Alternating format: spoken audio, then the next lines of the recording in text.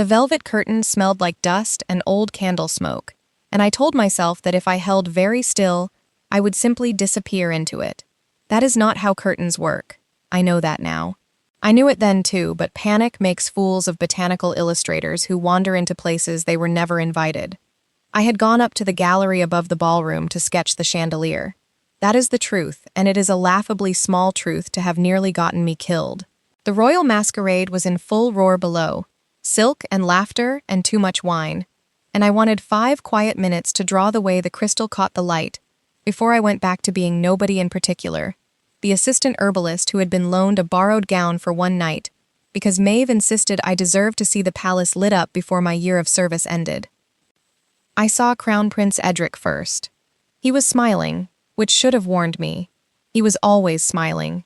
He stood near the servants' passage with a man I recognized from the afternoon's diplomatic procession, a silver-haired envoy from the eastern coast, who had been introduced with great ceremony only hours before. The prince's hand rested on the envoy's shoulder like they were old friends sharing a joke.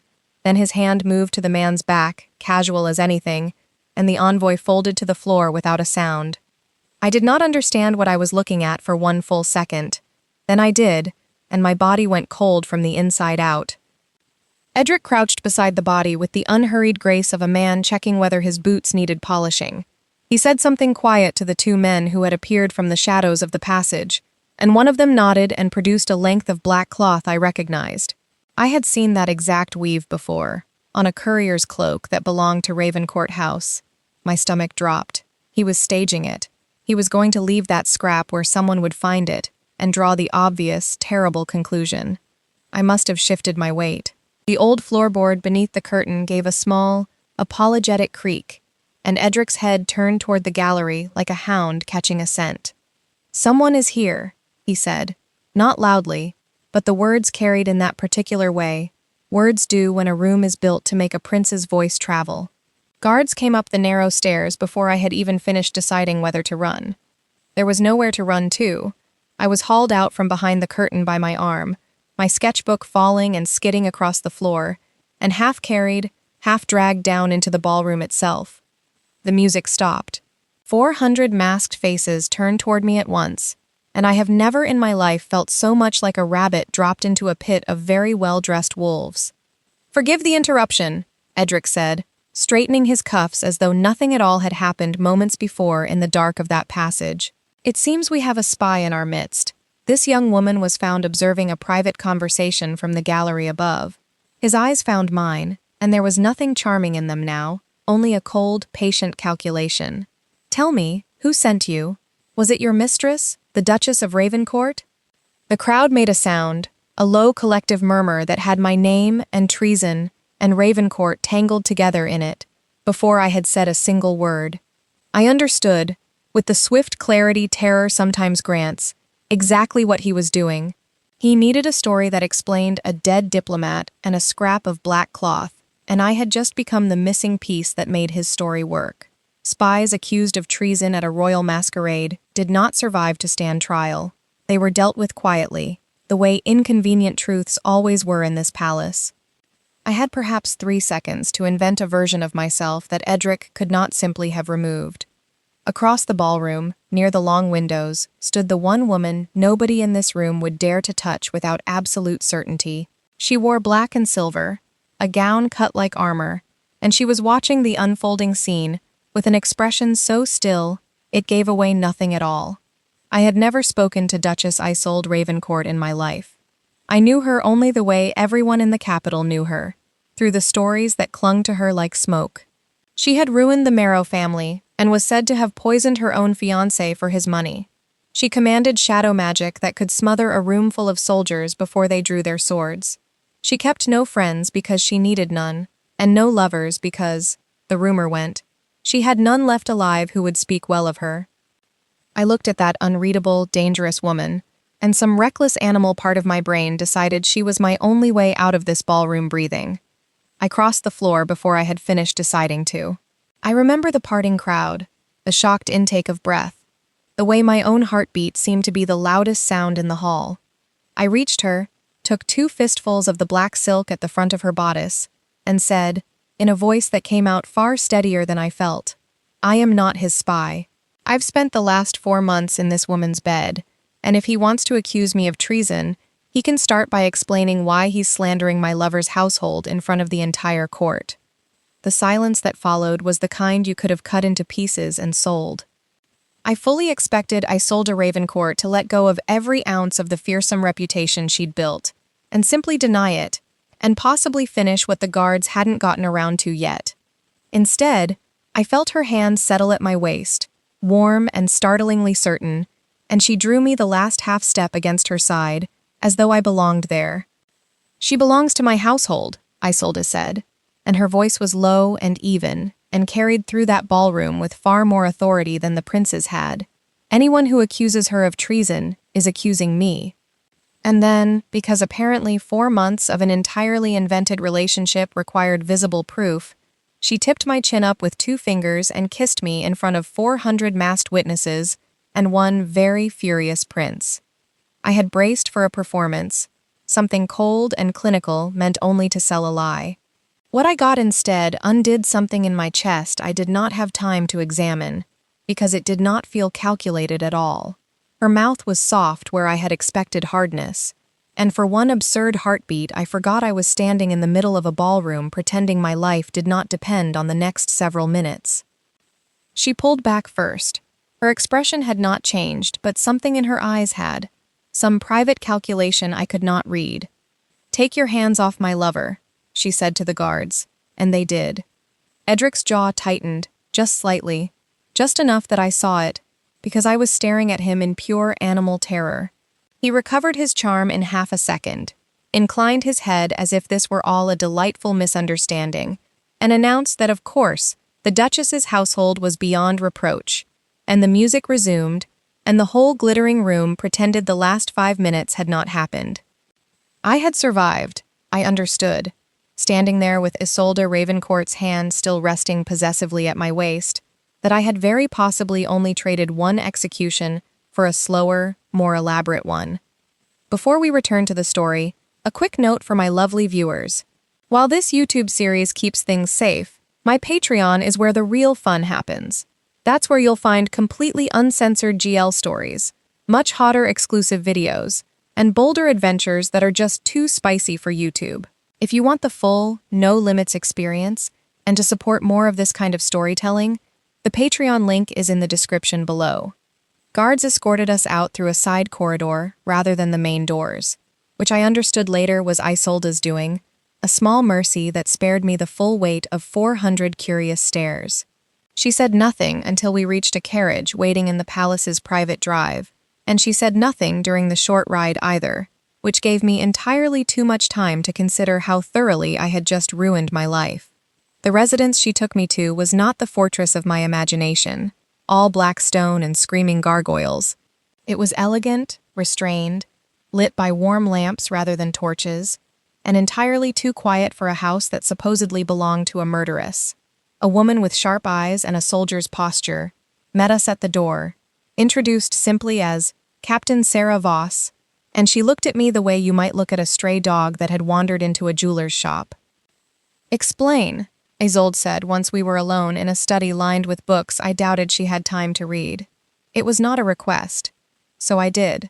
I told her exactly what I had seen from the gallery, the envoy, the prince's hand at his back, the scrap of black cloth meant to be found near the body and traced to her household. I watched something shift behind her eyes as I spoke. Not surprise exactly, more like confirmation of a suspicion she had been carrying for some time. "You understand what you did tonight," she said when I finished. "You made yourself impossible to quietly remove. Edric cannot arrest the acknowledged lover of a duchess of my standing without turning a private murder into a public scandal he cannot control. Which means, for as long as our story holds, you are safer than you would otherwise be. And if I say it isn't true, if I walk it back, then you become exactly what he already accused you of being, and there will be no ballroom full of witnesses to save you a second time." She said it without cruelty, simply as fact, and somehow that was worse. "I am not interested in coercing you into anything, Miss Vale.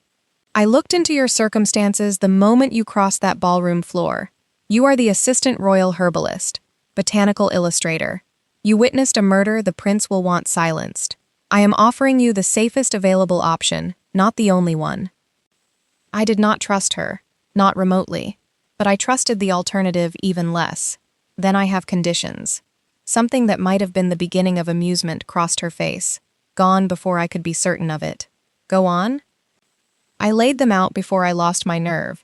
Protection for my closest friend Maeve, who worked in the royal archive and who Edric could reach if he wanted leverage.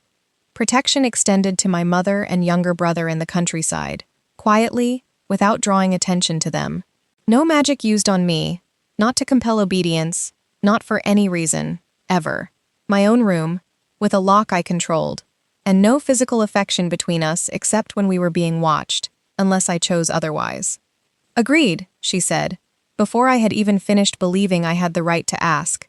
Sarah will witness the terms, so neither of us later claims to have forgotten them. The captain, still standing near the door, gave a short nod, as though oaths sworn over invented love affairs were a perfectly ordinary Tuesday in this household. I supposed, given who she worked for, they might be. I did not sleep that first night.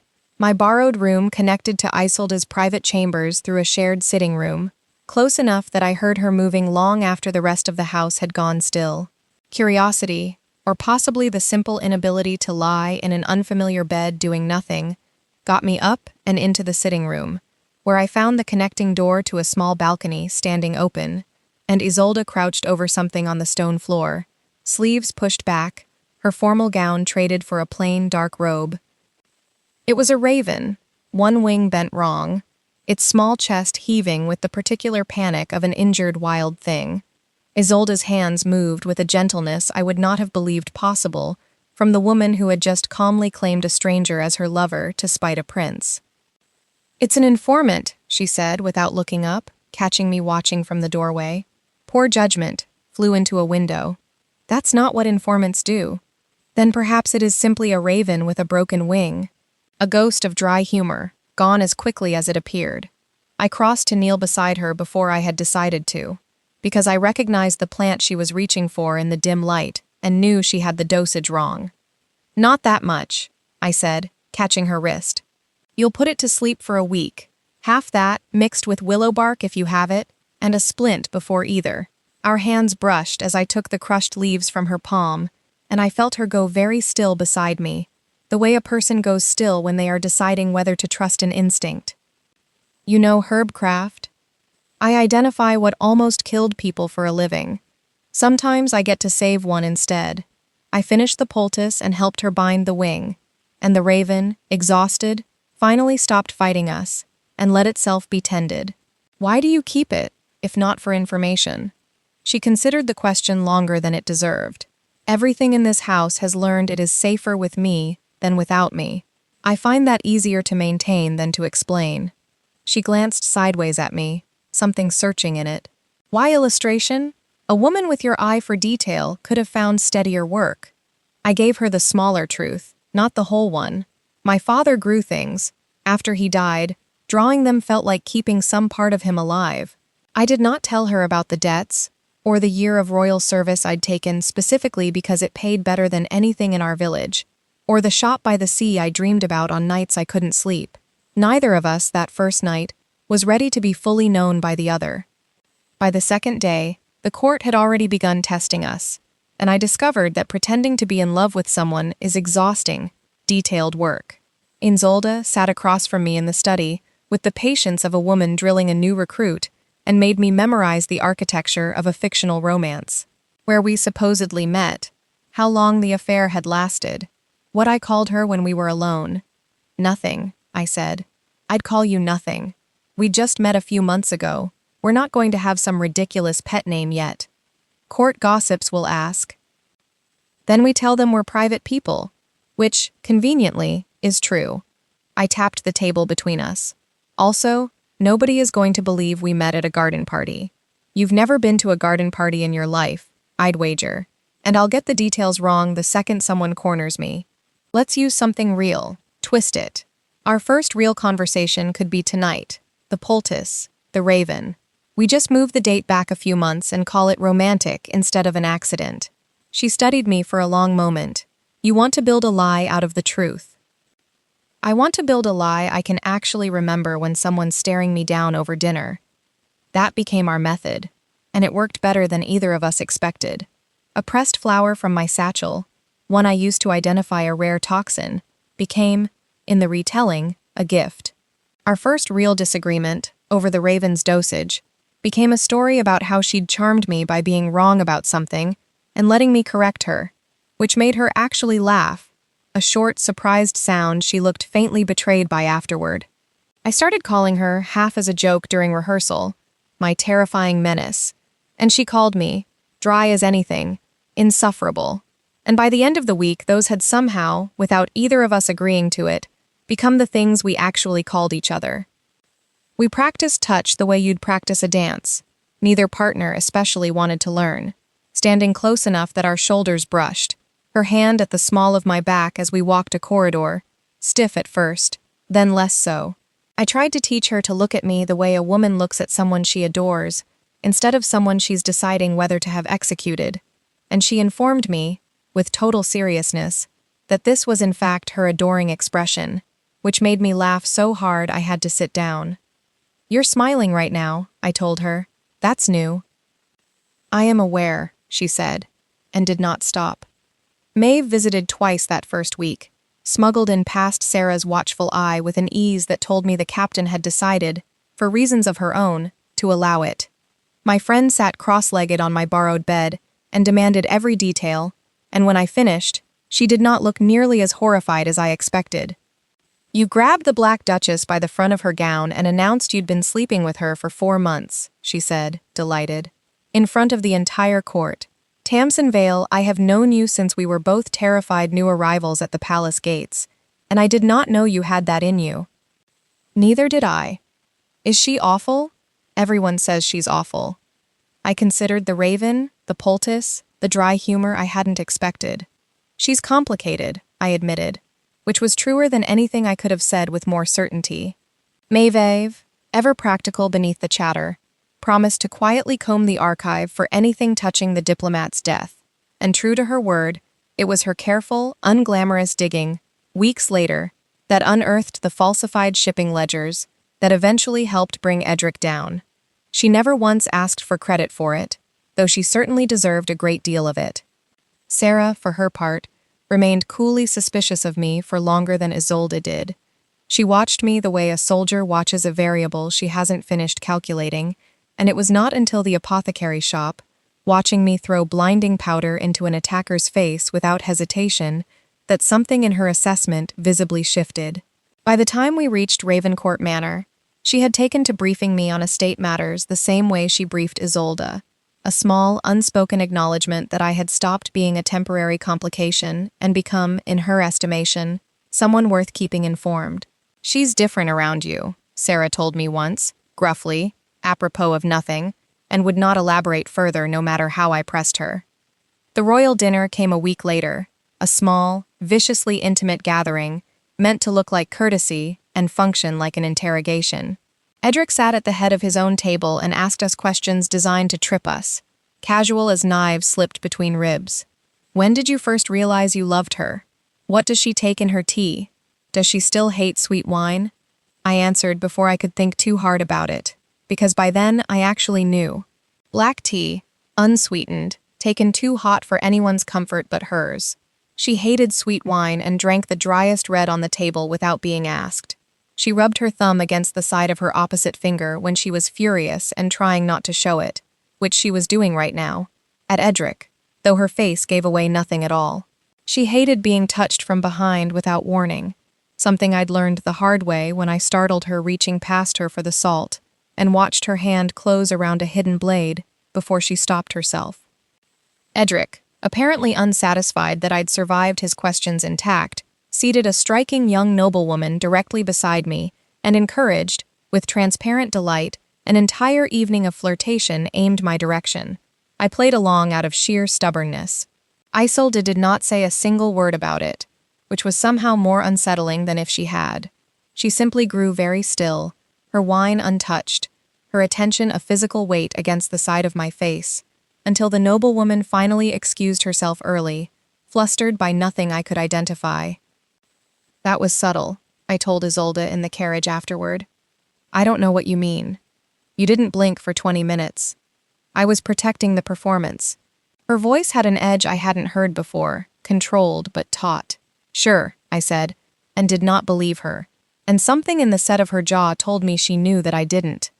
The dinner gave us something more useful than jealousy, though. Halfway through the meal, I caught a bitter, faintly metallic note beneath the sauce on the envoy chair's untouched place setting. The same signature I'd noted in my herbal texts, belonging to a rare northern toxin, slow enough to mimic a heart failing on its own. It was the same poison, I was almost certain, that had killed the diplomat. Someone at this table, or close to it, had access to something exceedingly difficult to obtain. That's our first real thread, I told Isolde later, once we were alone. Someone bought that poison recently, and it isn't the kind of thing you find in a common apothecary stall. We went looking for it 2 days later, dressed down in plain wool instead of silk, into the apothecary district that crowded the streets below the palace hill. Isolde was hopeless there in a way I found unreasonably delightful. She did not know how to haggle. She carried our purchases like they might detonate. When a vendor pressed a skewer of spiced street food into her hand, she held it at arm's length and studied it with deep suspicion until I physically guided it to her mouth. This is undignified, she informed me, sauce on her glove, and then took another bite anyway. You're allowed to enjoy things, you know. It's not a scandal. It very well could be. I laughed at her, properly laughed, and for one unguarded second, she looked at me like she'd forgotten what she was supposed to be defending against.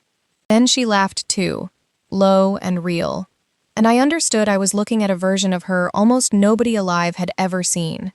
We found our alchemist 2 streets later, a nervous, thin man who went pale the moment I described the toxin's signature. He knew exactly what we were asking about. He'd sold the ingredients, he admitted in a rushed whisper, to a steward from the royal household, someone with the prince's own seal on the requisition. He was still explaining when the shop's back door splintered inward, and 3 men came through it with knives already drawn. I am not a fighter. I have never claimed to be, but I know which powders in a cramped apothecary shop will blind a man for 30 seconds if thrown correctly, and I know which shelf, pulled hard, will collapse across a doorway and buy time. Isolde did the rest. Shadow poured off her like ink spilled in water, swallowing the light, and the attackers went down or fled in the space of a few frantic heartbeats. It was the first time I'd seen her power used in earnest, and it was every bit as frightening as the stories claimed. One of the men got close enough to open a shallow cut along my arm before he went down. It was not serious. Isolde did not seem to know that. She was at my side before I'd registered the sting, her hands shaking as she checked the wound, her composure gone entirely for the length of several ragged breaths. I'm fine, I said. Isolde, I'm fine. You could have died in a spice shop because I brought you here. Her voice had lost every trace of its usual control. You didn't bring me here. I insisted. I caught her hand, made her look at me instead of the cut. This is not the same as what almost happened to that envoy. I'm alive. I'm annoyed, and I smell like fennel, but I'm alive.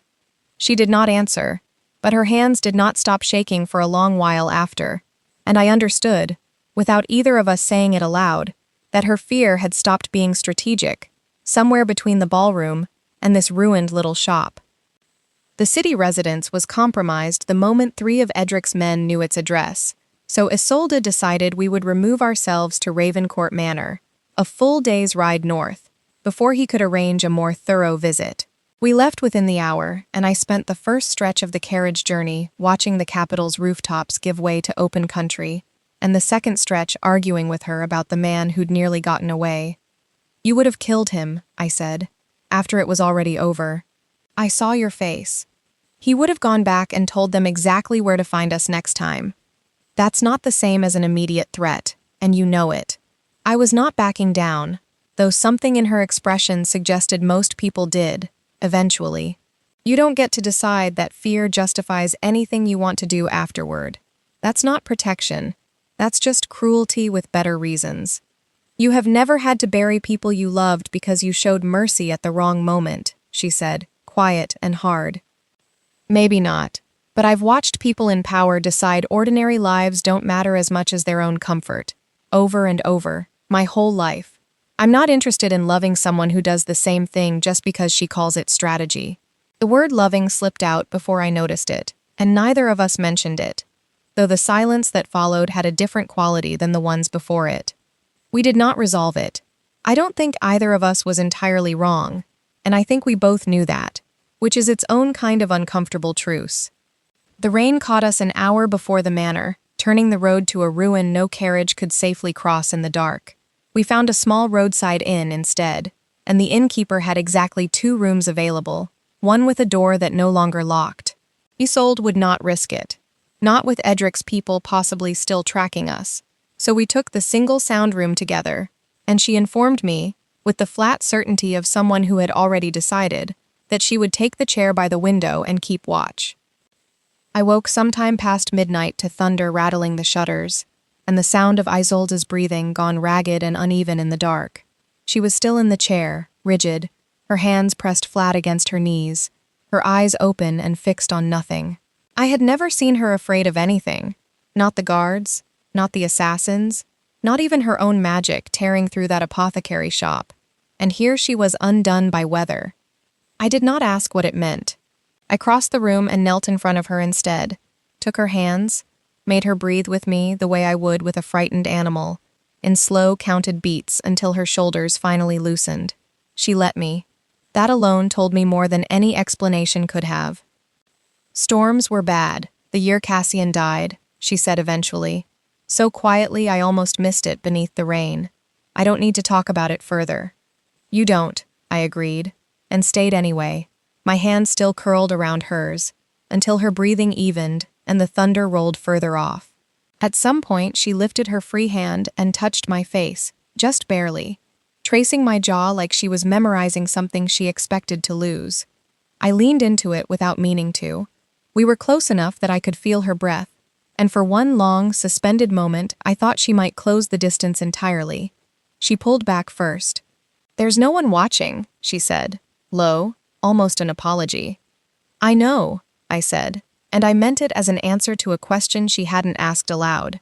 Ravencourt Manor was not what 4 years of court rumor had prepared me to expect. I had pictured black stone and silence, something built to frighten. Instead, I found a house that was imposing. Yes, all gray towers and old ivy, but unmistakably alive. Children from the nearby village ran through the lower gardens on their way to a schoolroom. Isolde funded without ever mentioning it. Soldiers on the training grounds greeted her with genuine respect rather than terror. The kitchen smelled like bread. Not everyone I met there loved her, I noticed soon enough. An older steward regarded her with something closer to wary tolerance, and one of the guards muttered under his breath about decisions she'd made in a border skirmish 2 winters back that he still didn't agree with. She was not a saint, whatever the manor's warmth suggested, but she was not the monster the capital had built either, and the gap between those 2 truths sat uneasily with me for days.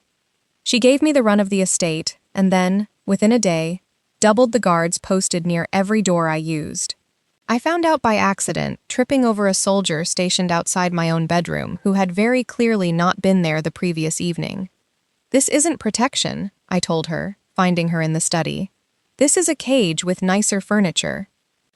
People are actively trying to kill me, and you are standing close enough to me that they will happily kill you first to make the point.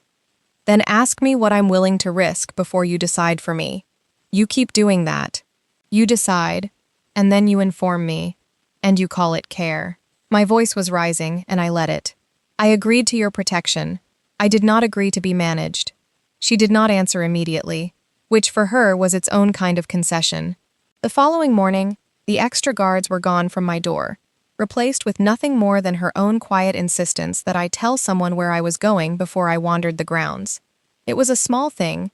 It was also, I understood later, one of the first times in her adult life she had let someone else's objection actually change her mind, rather than simply enduring it.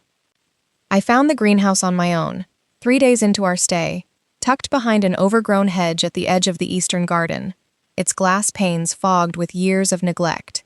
Half its frame cracked and choked with dead vines. It had, a groundskeeper told me hesitantly, belonged to the old Duchess, Isolde's mother, and had stood locked since her death. "I'd like to restore it," I told Isolde that evening, "if you'll let me." "No," she said, too quickly, and then, seeing something in my face, added more slowly, "It's not that simple." I let it go that night. 2 days later, without a word, she left an old iron key on my windowsill. We worked on it together more often than either of us admitted planning to. I catalogued what could still be saved among the dead vines, while she, astonishingly, proved to be terrible at ordinary gardening, uprooting seedlings she meant to keep, and drowning a fern so thoroughly it never recovered. I teased her without mercy. She removed her gloves eventually, working the soil with bare hands, something I suspected she had not allowed herself to do since she was a girl. Sunlight came back into that glass room a little more each week, and something in her seemed to loosen alongside it. It was there, one gray afternoon with rain ticking softly against the repaired panes, that she finally told me about Cassian. Not the version the court had spread, of a cold woman who poisoned an innocent fiancé for his fortune, but what had actually happened. His own attempt to poison her during a private dinner, her discovery of the plot in time, his attack when she confronted him, and the shadow magic she'd used in self-defense that had ended his life and her old, easier idea of herself in the same terrible instant. "His family had the crown's favor," she said. "Correcting the story would have meant exposing witnesses who could not have survived the exposure, so I let it stand.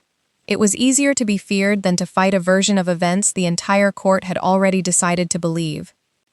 But letting Edric's story stand hasn't protected you," I said gently. "It's given him a weapon he's still using against you. Years later, fear didn't buy you safety. It bought him control over how the whole kingdom sees you." She was quiet a long time, turning a bit of broken pot over in her hands. "After Cassian, I decided being feared was safer than being loved. Loved things get taken from you. Feared things, people leave alone. Surviving what he did to you doesn't mean you had to become the weapon everyone already believed you were," I said. "You get to decide that's not the only shape left for you." She did not answer that, not in words, but something in her face had cracked open just slightly, and she let me see it. The village held its winter festival a few weeks later, lanterns strung between the houses, stalls selling roasted chestnuts and spiced cider, children chasing each other through drifts of new snow.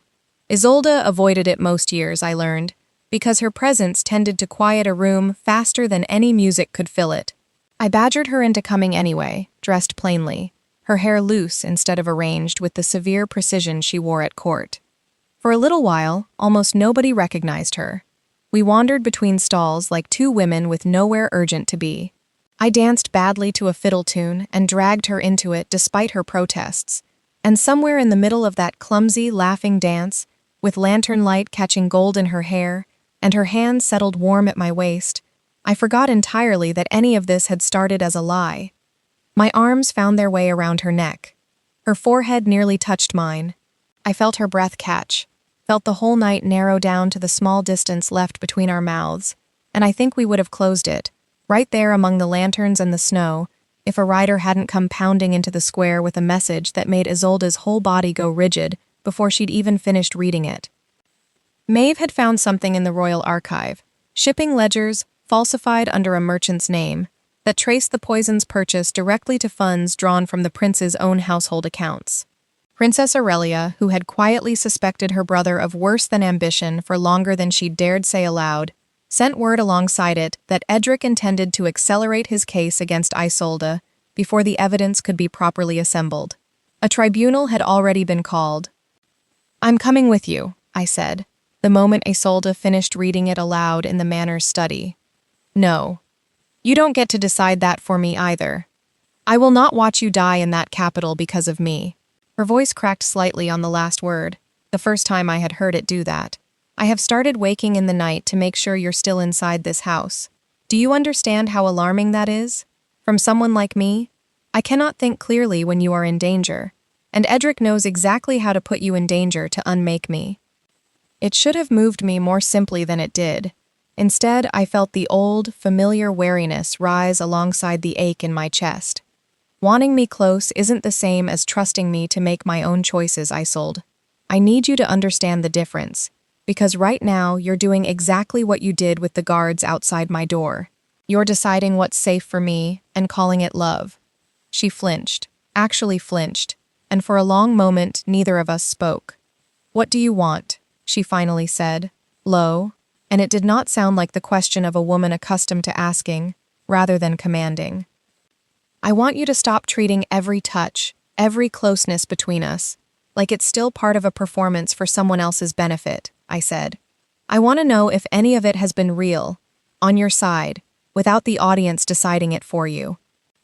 All of it, she said, and something in her voice broke entirely open. None of it was strategy, not for weeks now. I don't know how to say that without it sounding like another way of trying to keep you. Then don't say it like a claim, I told her, my heart hammering. Ask me. She crossed the small distance between us slowly, giving me every chance to step back, and I did not take it.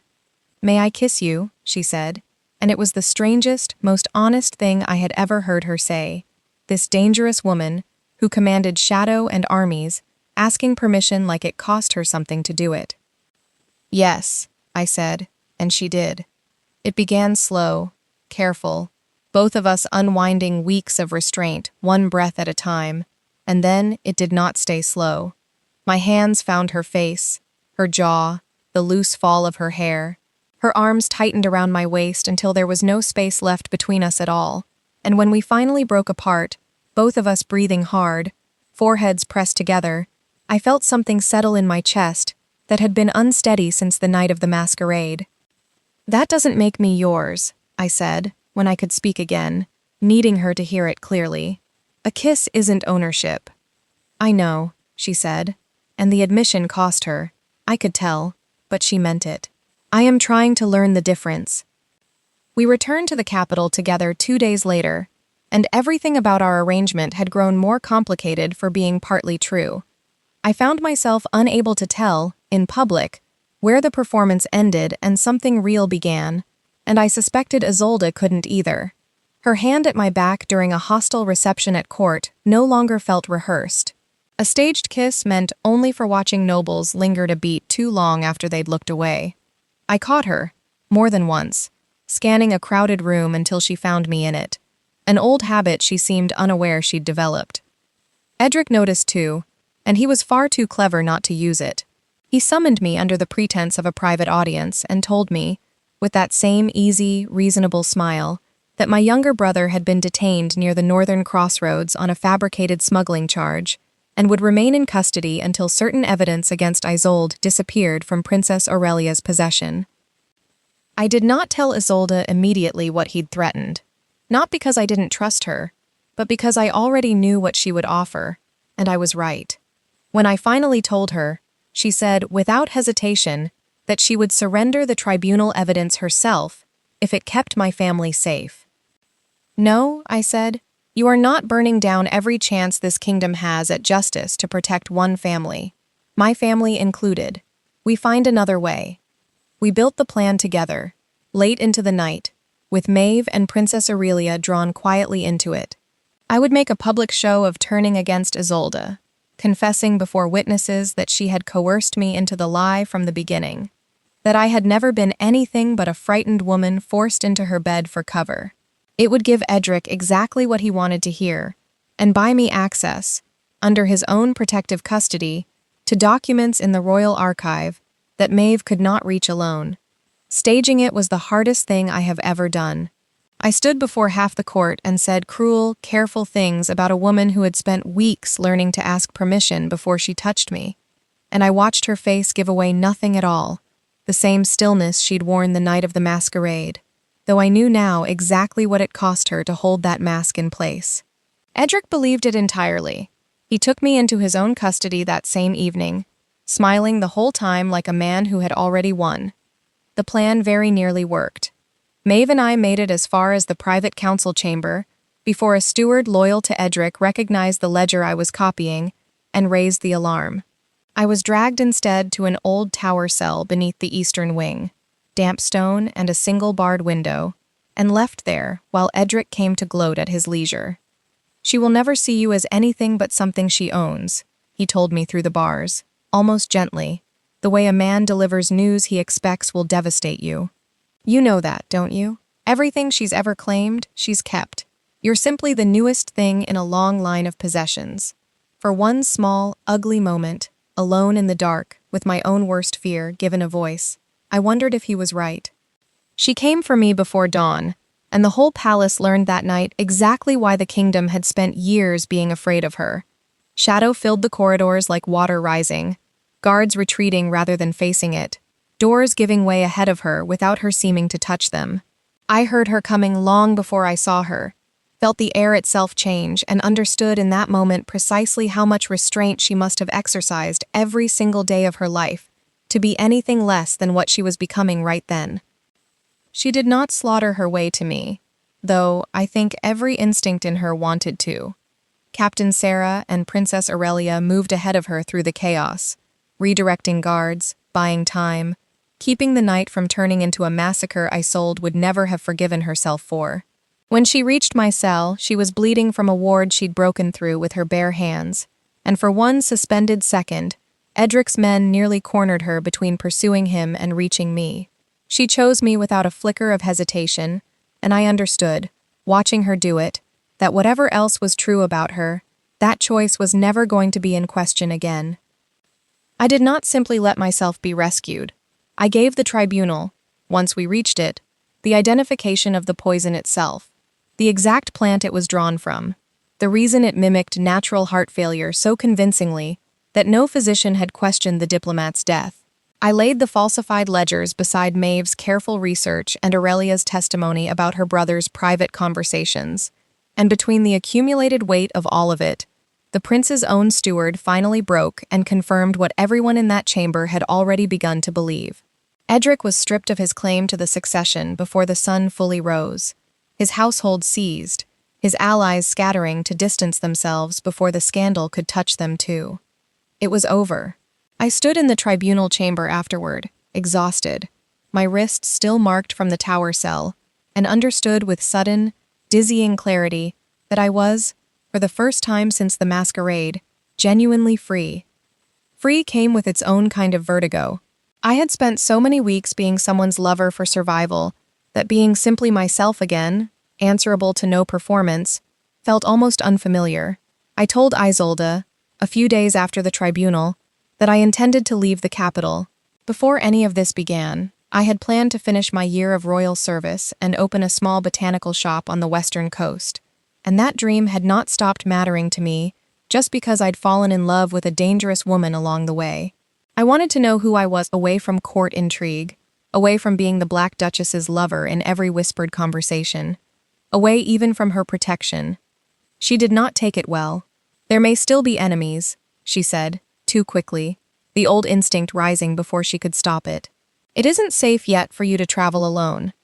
That's an excuse, and we both know it, I said. The immediate threat is gone. Edric is finished. You're not afraid for my safety right now. You're afraid of the quiet that's coming. She did not deny it. Instead, something in her seemed to give way all at once. I have gotten used to your voice in these rooms, she said. Your books beside mine in the library. Your boots leaving mud on the conservatory floor, no matter how many times I ask you to leave them at the door. I don't know how to go back to the silence that existed here before you. It was the most honest thing she had ever said to me, and it frightened me exactly as much as it moved me. I love you, I told her, and meant it fully for the first time aloud. But I will not become another thing you protect and guard and keep, Isolde. I need you to want me to stay because I choose it, not because you've decided you cannot survive my leaving. She did not answer well, not at first. That same evening, I discovered the manor's outer gates had been quietly ordered shut. The guards along the drive doubled without explanation.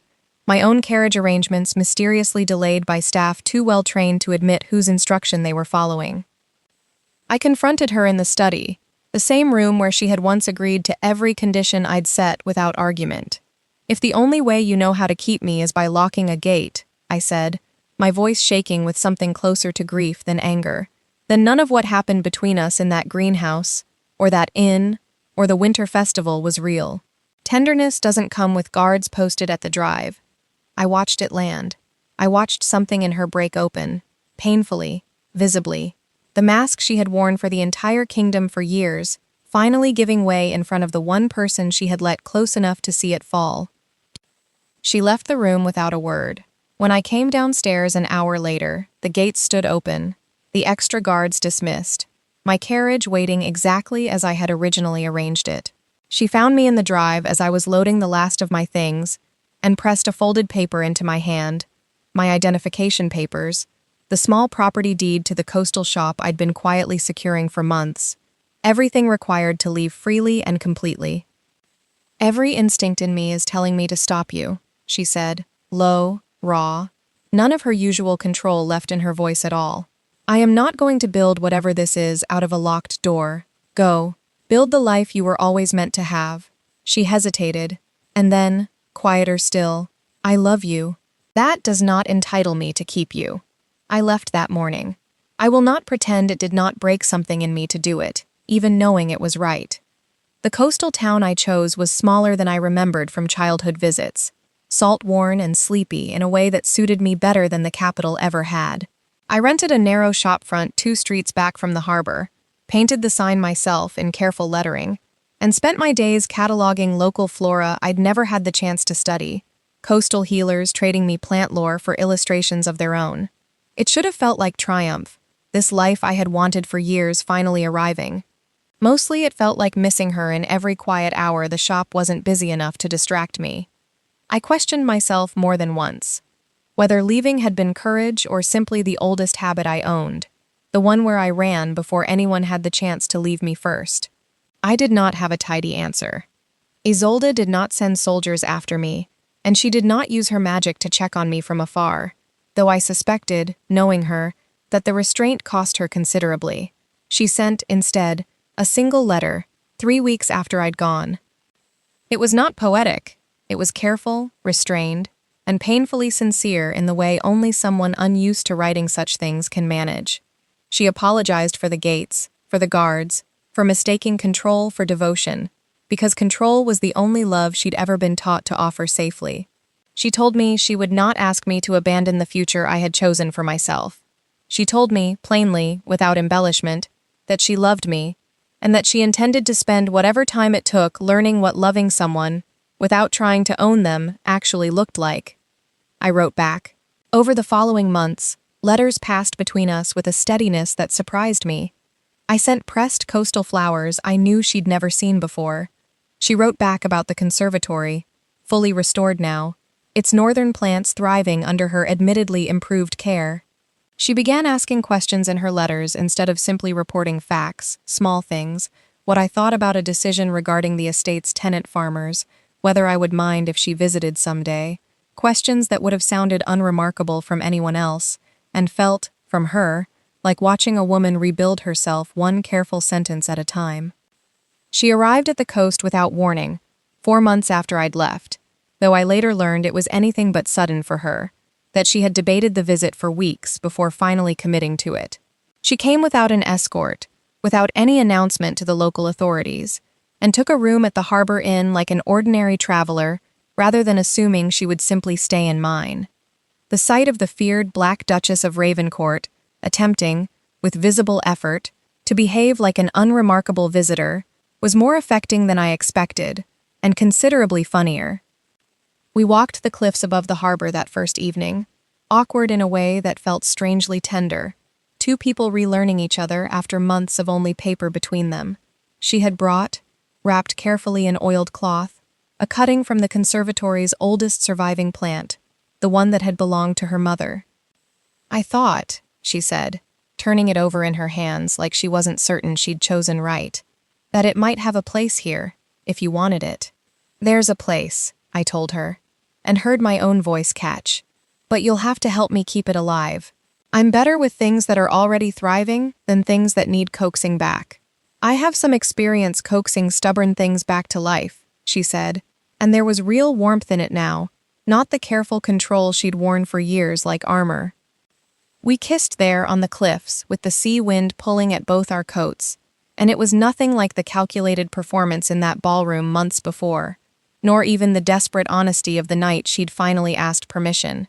It was slower, surer, the kind of kiss two people share when they've already survived the hardest parts of loving each other and know, now, exactly what they're choosing.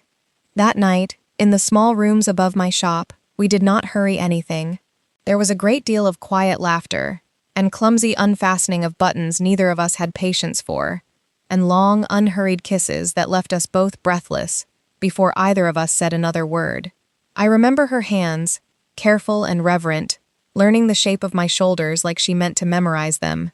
I remember falling asleep, tangled together as the tide moved beneath the window, and waking with her still there in the gray morning light, her face unguarded in sleep, in a way I doubted the rest of the kingdom had ever once been permitted to witness. We did not solve everything in a single reunion on a cliff, however satisfying that might have made for a tidier story. Over the year that followed, we built something that required real, ongoing effort rather than one grand gesture that fixed everything forever. I kept my shop and my studio, and my illustrations began earning a modest but genuine reputation among the coastal healers, and a few curious collectors from the capital who'd heard, through channels I never quite traced, that the Black Duchess's lover had a rare eye for detail. I traveled north to Ravencourt Manor several times a season, working in the restored conservatory, teaching what I knew to local healers Isolde had quietly funded for years. Isolde, in turn, spent part of every season at the coast, learning the rhythms of a town that had no particular interest in whether she was feared anywhere else. She still slipped, now and then, into old instincts. There was an evening she arranged an extra guard for my walk home from the harbor without asking, and I called her on it before she'd finished explaining herself, and to her credit, she did not argue the way she once would have. She simply asked, the next time worry got the better of her, "Do you want my help with this?"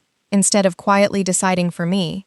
She learned to ask, too, whether she could come with me on errands, whether I wanted company or solitude on a given evening. Small, unremarkable questions that had once been entirely foreign to a woman raised to command, rather than request. I learned things in return. I learned to say when something frightened me, instead of quietly planning an exit. To trust that staying and being honest was not the same as being trapped, provided the person I stayed for was willing to keep asking, rather than simply keep. Princess Aurelia took the regency not long after Edric's fall, and set about the slow, unglamorous work of repairing what her brother's ambitions had cost the kingdom. Isolde's reputation did not transform overnight into anything gentle. The capital still called her the Black Duchess in hushed, wary tones, still crossed the street rather than meet her eyes at court functions, and I do not think that ever fully changed, nor did she especially want it to. What changed was smaller and more private than public opinion. She simply stopped letting the word villainess decide what she was allowed to feel, or ask for, or become, in the rooms that belonged only to us. A year to the week after that first masquerade, the restored conservatory at Ravencourt hosted its first public exhibition, my illustrations of the northern plants Isolde's mother had once tended, alongside a modest gathering to mark the greenhouse's new purpose as a school for healers from across the estate's lands. Lanterns hung among the glass panes the same way they'd hung in the village square that winter, and for a moment, standing in that warm, crowded room full of people who no longer flinched at Isolde's presence, I thought of how far we'd both traveled from that ballroom. A young healer's apprentice, new to the estate and unaware of the history, asked us with cheerful curiosity how we'd first met. "It's a long story," I told her, laughing, and gave her the version with all the sharp edges softened, the masquerade and the accusation, and the desperate, reckless lie I'd told with both hands fisted in a stranger's gown. Isolde, standing beside me, said nothing at first. Then she set her hand at my waist, the exact same gesture from that first night, warm and certain, though there was no audience left to convince, and no danger left to survive. There was only the two of us, and a room full of people who had, in their own smaller ways, been given back a little of their futures because of what we'd both refused to let fear decide. I understood, standing there in the lantern light with her hand at my waist and her mouth curved into something the rest of the kingdom rarely got to see, that the villainess they still whispered about in the capital was only ever half the truth. She was ruthless when it mattered, and difficult more often than not, and dangerous in ways I never once forgot. She was also patient in a greenhouse full of dying plants, and terrified of thunderstorms, and generous in 100 small, unannounced ways nobody in the capital would ever believe of her. She had once tried to keep me behind locked gates because she did not know how else to hold on to something she loved, and she had learned, slowly and at real cost to the parts of herself that had always equated love with control, to open them instead and trust that I would choose to stay. I did, not because she demanded it, and not because anyone was watching to make the lie convincing, but because every morning since, given the freedom to walk away, I had woken up and chosen her again anyway. She kissed me again that night beneath the glass, gently this time, unhurried, with none of the desperation of that very first kiss in the ballroom, and none of the careful restraint of the first honest one either. It was simply certain, the kind of kiss that did not need to convince anyone of anything, and outside the repaired panes the northern flowers her mother had once tended went on quietly blooming, the way, I had come to understand, most real and lasting things do, slowly, imperfectly, and only because someone had finally decided they were worth the patient, ordinary work of tending.